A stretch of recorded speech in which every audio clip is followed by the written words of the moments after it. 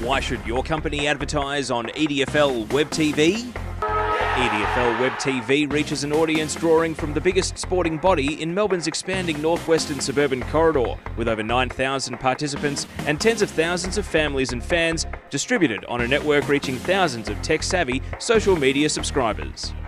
EDFL Web TV can present your company's product or service in a top-of-the-show billboard, similar to a network TV sports broadcast, either with vision or still graphics.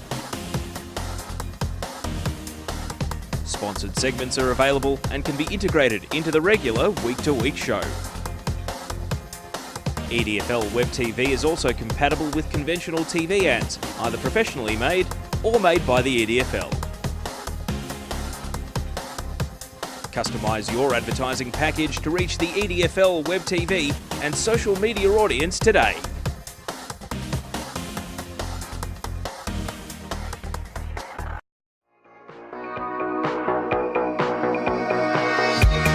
Hello everyone, my name's Varley and welcome back to the home of EDFL Web TV, the Pascoe Vale Hotel. We'll be coming to you weekly on the EDFL YouTube channel. This season we'll be visiting clubs, so if your club has a significant event coming up, contact us via our social media networks. This week EDFL Web TV has been visiting another of our clubs, so let's throw to Pellizzeri and see what's going on. Thanks, Claire. Yes, we're at Coburg City Oval this week, new home of the West Coburg Football Club, and this weekend they host a very significant event, the 50th anniversary of their 1965 premiership.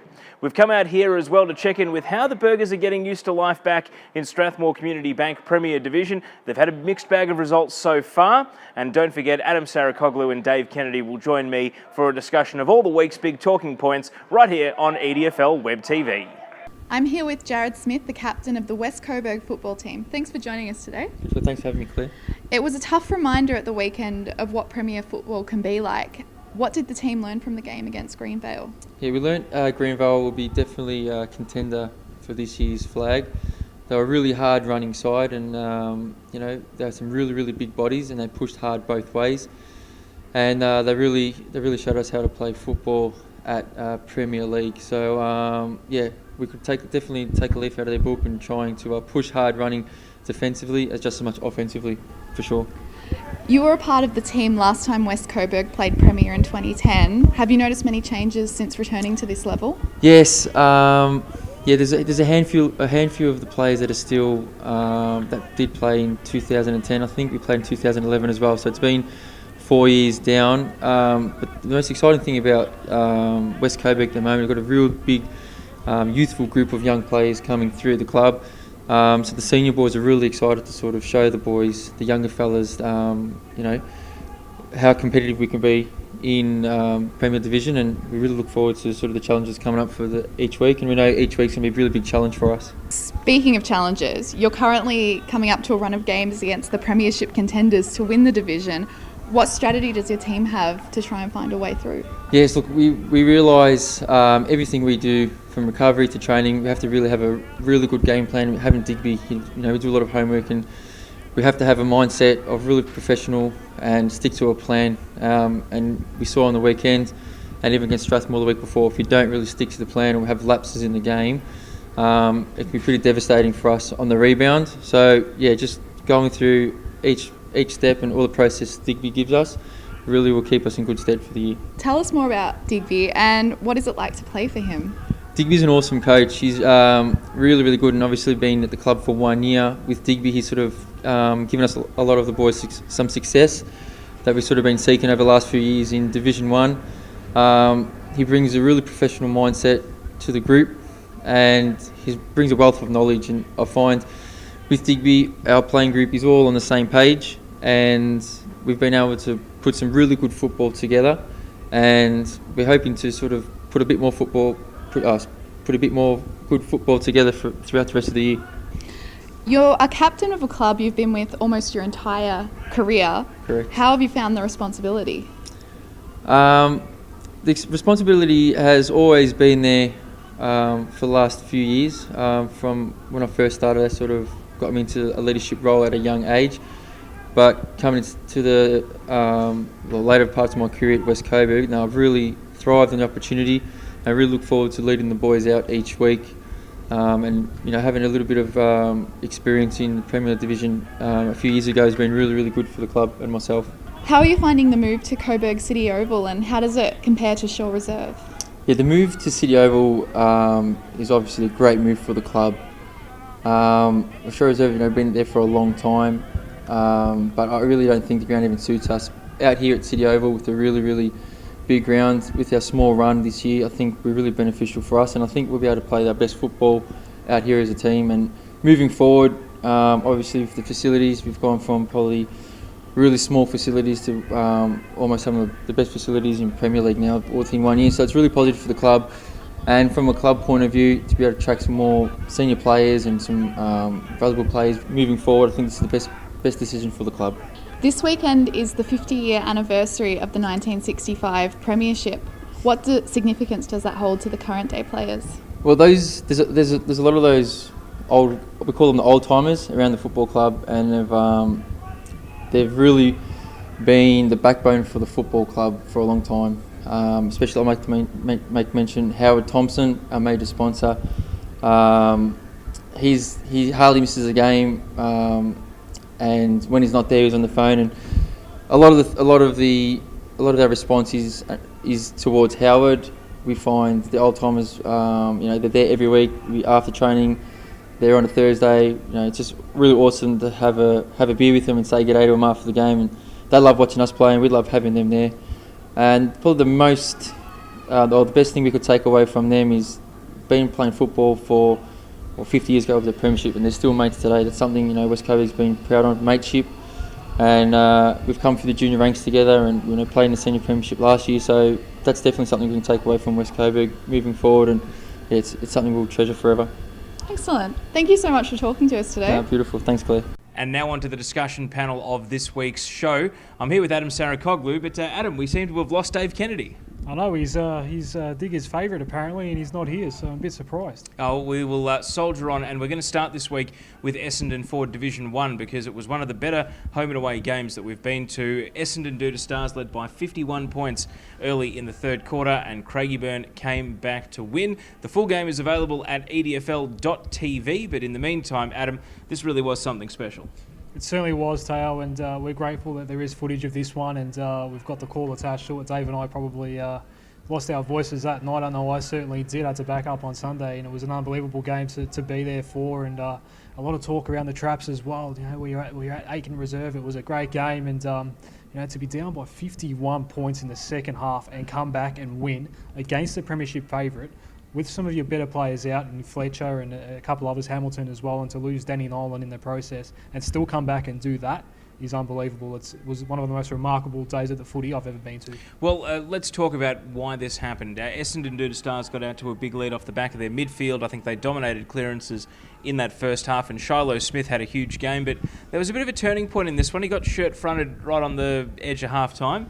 Bit of a scuffle broke out as well. It actually led to Daniel Nolan of Craigieburn being concussed and having to leave the ground. He was out the rest of the day, and yet that was a bit of a turning point, because I think Craigieburn from that point on put a real target on Jarryd Smith and on some of the other Doodles players, and basically, every time they got the ball, it didn't matter if they'd got rid of the ball already. If they were going to give away a free kick, they'd still bump them or chop the arms or make sure they earned that possession. And I thought the umpires actually did a pretty good job policing it, and Craigieburn really were happy to give away free kicks and just try to bully some of those key midfielders out of the game. Yeah, and I sort of got a sense as well that perhaps Essendon Doodle Stars may have just been getting ahead of themselves a little bit. I mean, they definitely took their foot off the pedal, allowing Craigieburn to come back. But once they got that sense that, hey, the Eagles might be a small chance here, they never actually tightened things up again. So I think it'll be a bit of a wake-up call down at Doodles this weekend. And you're right, Craigieburn played it beautifully, though. They really won the battle in the midfield in that second half and really got the ball going after completely getting outplayed in that area in the first quarter. Well, let's talk about the Cloaks, because Jason Cloke was our Sportsmoves Player of the Day. We'll hear from him coming up very shortly, but really, he and his brother Cameron, they were the two Craigieburn players that in the first half, when everything was going against them, were still offering them some hope that a comeback was possible. And as the margin got bigger and bigger, they really were the two who were fighting against the flow. And then in the third quarter, the Craigieburn backline really tightened up, and all of a sudden the Cloaks were, just two players on a whole team that was making that comeback. But they really showed their value over the course of the day, whether it was fighting against the flow or whether it was capitalising in that third quarter where Jason kicked 4 goals. Yeah, just the sheer size of them as well. I think you made the point in the call, Dale.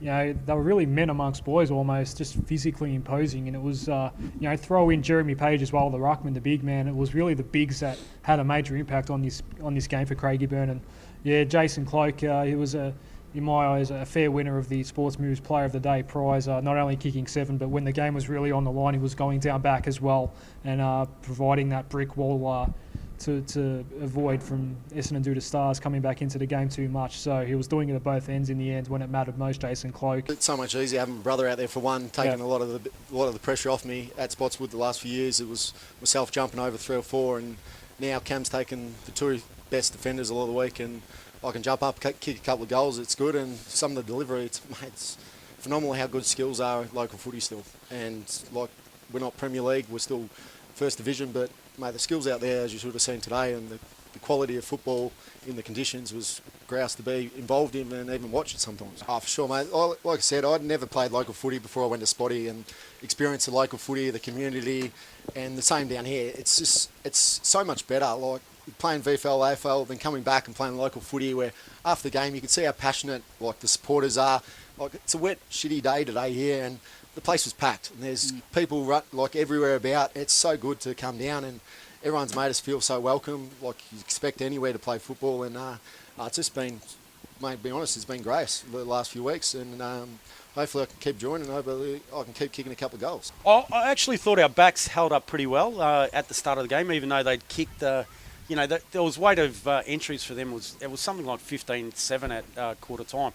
So we were really disappointed in our mids early in the game at quarter time, and Robbie Fletcher, our assistant coach, he had a good chat to them in their huddle. And really, I think at one stage it was like 8 centre clearances to 2. So that's not good enough, and certainly not if you want to compete against the best side in the comp. So look, in all 3 games we've been behind, and we've had the ability, to really stay composed and compete for the second half of the game. So, mate, look, certainly a massive game for us. From the point of view, we've got to go down to do the Stars and play. We're very optimistic that we're going to be able to make finals this year. And if we can't perform against the best sides, it doesn't stand you in a good stead later on in the year, I don't think. But now, I'm sure Dudas will appreciate that will be a contest. The question for me now is, do Essendon do to Stars, is that their one slip up and they play the way they had through the first 6 quarters of the season from here on, or does this actually plant some seeds of doubt in their mind for future games against other teams? You're in Essendon for Division 1, Teo. Nothing is guaranteed. They are the favourites. They deserve to be the favourites. They still are the favourites despite what happened in that second half.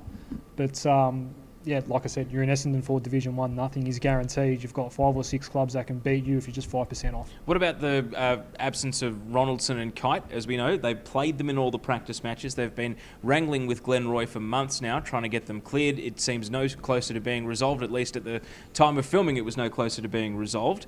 Adding those 2 to the forward line would certainly be a big help, but really it was midfield, it was clearances where they got beaten in the last quarter, and it was clearances that they were absolutely dominating in the first half. Yeah, and if you're not winning the midfield battle, obviously you're not going to be able to get it down to your forwards. But if they can get Kite and Ronaldson into that side, throw in Luke Buttigieg, who's been excellent as a recruit down from Deer Park. That is easily the best forward line in Essendon for Division 1. And if their midfield has a good day, good luck beating Essendon due to Stars, because those 2, once all 3 of those are in the same side, we don't know how long that's going to take, but once they are all firing in that same side, good luck beating them and make sure you win the midfield battle. Well, let's go through some of the other talking points in Essendon for Division 1. We both saw Ben Chapman out at the Premier Sunday feature game. He was getting along for a look at a bit of EDFL footy, and we were keen to ask him what on earth happened with Oak Park squeaking over the line by 1 point against East Keilor. East Keilor leading all day, Oak Park coming back in the final quarter to hit the front, and then I think they exchanged the lead a couple of times in that final term. But a low-scoring, hard-fought win. Oak Park keep their unbeaten record. East Keilor continue to show that they belong in this division and that they are really fighting hard to prove the doubters wrong at the moment. So what's your brief read on this one based on what we've been told about this game? Oak Park keeping their unbeaten record but not doing so in a very convincing fashion. Yeah, look, it was good to come back. They were down by 22 points at three-quarter time, and there were some new faces in the side as well, Teo, considering there was no Cam Hare, no Dean Clare in this side. And for East Keilor, a bit of a new face. I haven't heard too much about Jeff Whelan, but he kicked 4 goals for the Cougars. And look, a lot of people have been very quick to write off the Cougars this year, and there might have been some media commentators saying that just wait for low to Division 1, then go back down next year. And I don't think that's going to happen. To be fair, I wasn't the person who said that. But was yeah, not don't suggesting give me that, a look. Yeah. Was not I did pick that. them to get relegated, but I said they could potentially win 4 or 5 games and get relegated. I didn't think they were going to go down winless. The sides that have played East Keilor so far, and maybe not Essendon due to Stars because they were so dominant, but there is talk that they're a lot better than what the expectations are, and you cannot take East Keilor lightly. So I'm not really surprised by this result. Oak Park should have been good enough to come back from that situation, whether they were down or not. Where it is, they were a bit down on where they'd like to be, but they were still good enough to win. I'm not really surprised by this result at all. Briefly on Tullamarine getting their first win of the season and beating Taylor's Lake, so I hope we're not a bad luck charm when we go out to clubs, Adam. But Ryan Pretty stepping in from the Sunbury Kangaroos has been in the Riddle League for almost all his footy career, and we thought in the off-season that they would have big problems filling the void left by the league-leading goal-kicking duo John Kent and Daniel Mangan. Well, Ryan Pretty has started the season with a couple of bags of goals. He kicked 4 at the weekend. This is a very good win for Tullamarine, and all of a sudden I think everyone's got to give them a bit more respect. They're not dropping off anywhere near as much that we were worried about when we saw that list of outs and the retirements at the start of the season. Yeah, and look, only losing the Craigieburn so far, and they've only played 2 games, but they're going to be better than expectations as well for mine. I might have to send out an apology towards Tulla sometime this season if they defy the odds and make the top 4, but it's not happening yet. You've got to do more than just win 1 game. But, obviously a bit worried about Taylor's Lakes at the moment, Teo, and a really costly start for them. Christian Monaco comes in for his first game, gets best on ground for them. And, I've still got my doubts about Taylor's Lakes this year, and we'll just have to see how they progress. Well, the other game in Essendon for Division 1 was West Meadows beating Glen Roy in the annual Anzac Day game. Jump on the EDFL Facebook page, some fantastic photos of the commemoration ceremony before the start of the match, and of course they both wore the one-off Guernseys as well, commemorating Anzac Day. So make sure you jump on the EDFL Facebook page and have a look at the gallery that's up there. Let's move on to Strathmore Community Bank Premier Division. It was a week where we had a couple of lopsided scorelines, so those really speak for themselves. Let's talk about Sunday's game, and Pascoe Vale still unbeaten. We needed to see them. We needed to have a look at the new recruits and see how the team was coming together. Well, what do you reckon after seeing them firsthand get out to a 30-point lead in the final quarter against Keilor and then hold on as Keilor made a late charge? They had to double their score to catch Pascoe in that last quarter. It was 60 points to 30, but in the end, Pascoe Vale had enough on the board to end up a 2-goal winner. Yeah, look, they never really, on the scoreboard, were completely dominant, but I felt like they had control of the game from start to finish. The tempo completely belonged to Pascoe from start to finish, no matter what Keilor were able to throw at them. Look, you look at the ladder right now, Tayo, they're on top, 3-0, that all looks good, but the number that stands out to me, 264% in the percentage. They're more than doubling their opponent's scores at the moment. I know that didn't happen on the weekend. That's based on the first 2 games. At the start of the final quarter, they were double Keilor's score, and then Keilor, to their credit, came back. Yeah, certainly. And look, they're really, really impressive. Keilor's a really good defensive sort of lockdown kind of team. And Pascoe was still able to work through it and get the winning score on the board, and that's with Ben Warren not having a great day at the office. So I was really impressed by Pascoe Vale to win the arm wrestle after 2 blowouts in the first couple of weeks. They've certainly proven that there's more than one way to get the 4 points.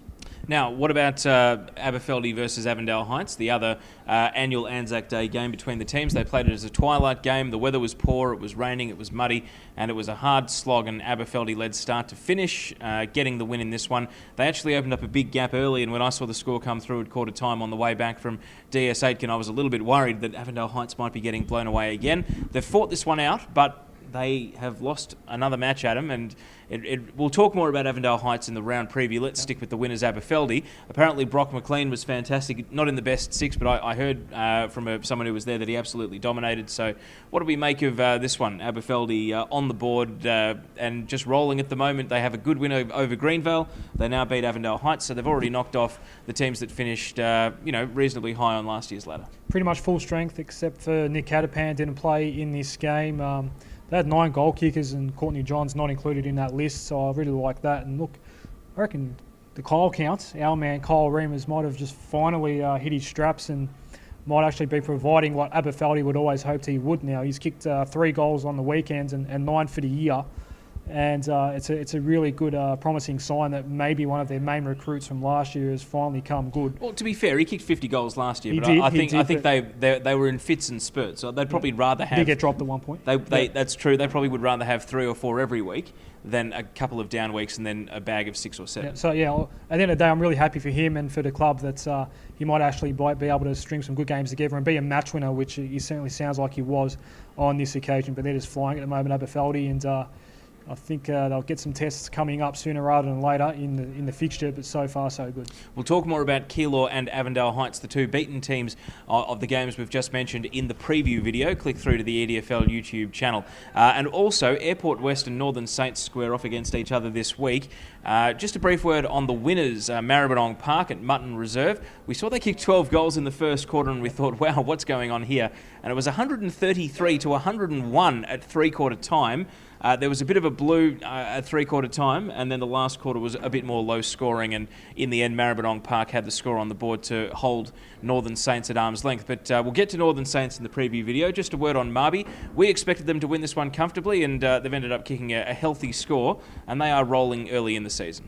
Yeah, look, obviously the Northern Saints released the shackles and Maribyrnong Park are up to the challenge, which is good. We know offensively they've got some really good players, and you just look at their goal kickers. I mean, Trent Lee got 4 goals and Black to get 7, Johnston 3. So well done to Maribyrnong Park for embracing the challenge of engaging in the shootout and being able to kick the winning score. But we'll go into the preview a bit later. But the draw gets really tough now for Maribyrnong Park. So 2-1 right now, a good start, but I'm a bit worried about the next month.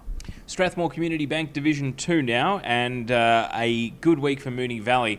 Coming from behind at 3/4 time to beat Roxburgh Park. Roxburgh Park came into this one a seemingly unbackable favourite given what they did to Coburg Districts the week before. But here's Moonee Valley and Braden Padmore back in the team, kicking 3 goals and into the best. This is a player who dominated in the under-18s last year, had a lot of senior footy as well, but he's been cursed.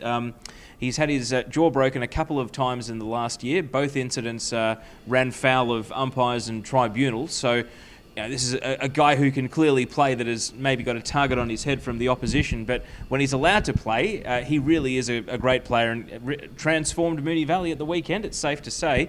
And I wonder, how much did Roxburgh Park drop off from the Coburg Districts game, and how much was this Moonee Valley raising their level to say, hey, don't count us out? Yeah, look, I might have put the acid on Moonee Valley during the week, Teo, claiming that their first 2 wins weren't all that great, bit lackluster. Well, they were unspectacular margins given they were playing the 2 expansion teams. If they'd come out and kicked 200 points in both of them, and we would have said, oh, Moonee Valley are up and flying, but instead they really just did enough to get the 4 points. Yeah, well, so to come out against Roxy and do that to them, congratulations. Geordie Farber had a really good game as well. We know he's a gun player. Look, we tend to underrate Moonee Valley. They've got some of the best players in Strathmore Community Bank Division 2, and we tend to write them off sometimes. And Farber and, as you mentioned, Padmore are 2 of the better players in that entire competition. But as far as Roxy is concerned, they still had some good games from Walker and Blacker, and Dawson got a couple of goals as well. But maybe a bit similar to Essendon do to Stars, a bit of a reality check. You can't just roll up and win the game. You got to actually go out and compete, and you can't underestimate anyone, especially now Division 2 is a lot more open. So perhaps a few people inside and around the outskirts of Roxburgh Park needed to have a bit of reality check, and you still have to compete. You can't just roll up and win. To be fair, I don't know if Roxy were men down on the bench. That might have been a factor, or if they had guys that took injuries into the game and didn't get through. But maybe that's the sort of thing that could have affected them. If they've just been 22-22 and Moonee Valley have had this win, I reckon all credit to Moonee Valley. And still unbeaten, of course. Yeah. The other game at the weekend, Coburg Districts, they've answered their critics off the back of that Roxburgh Park game. And after Keilor Park got to within a goal at 3/4 time, they kicked away once again. And of course, this is now an annual Anzac Day fixture between the 2 teams, but shared with the rest of the weekend, of course. But I reckon that Coburg Districts will be pretty happy off the back of 2 goals last week to come out and actually kick a decent score this time around. So they'll know that was an aberration and they're right back in form. Yes, and look, Keilor Park desperate for a win as well. So a good win, especially after a bad 3rd quarter for Coburg districts, and Fenner kicked 3, Stora 2, and apparently Lucerne was best on ground as well. So all their main guns firing, and a really important win for Coburg districts. Well, that's it for the round 3 wrap of all 3 senior divisions. Stick around because our round 4 preview is coming up. It's on the EDFL YouTube channel. He's Adem Saricaoglu. I'm Pellizzeri. Stay with us. We're looking ahead to round 4 next. That's the end of this edition of EDFL Web TV. Make sure to check out the EDFL YouTube channel for more videos. I'm Varley, and we'll see you back here at the Pascoe Vale Hotel soon.